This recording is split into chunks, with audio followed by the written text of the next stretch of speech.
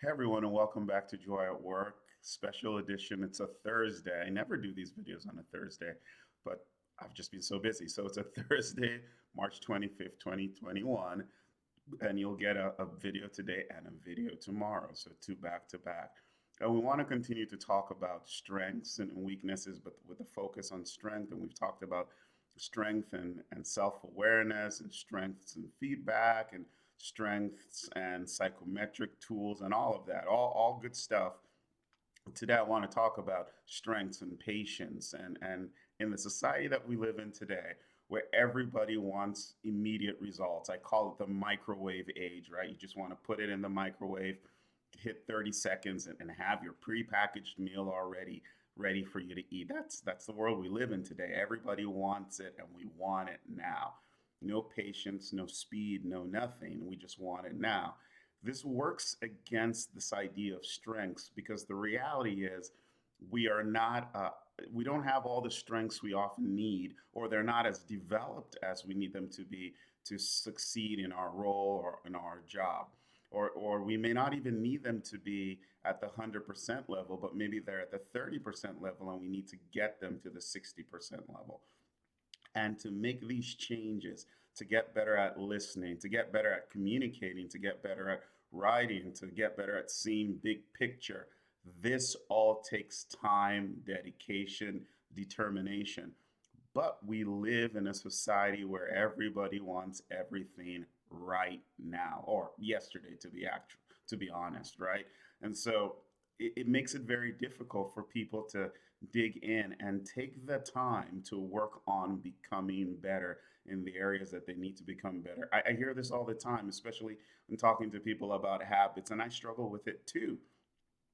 I'm not just getting better. And they might be, but because we're not seeing the results immediately, we give up. This is why weight loss pills and crash diets are so popular because we want results now, and no one really wants to develop the muscle of patience. And so, patience to me is one of those strengths that's really, really important to just develop anyway, because it can help you get better at other things. And this is why I think playing a musical instrument or getting involved in an art or craft that requires you to use your hands and work on something is super important. Because I can tell you, for me, my patience went from wherever it was to where it is now, largely because of playing a musical instrument. If you play a musical instrument and you're learning a piece, you know that the only way to mastery is through patience and practice, obviously, but patience and practice. And I often record myself when I'm picking up a new piece for the first time and I sound terrible.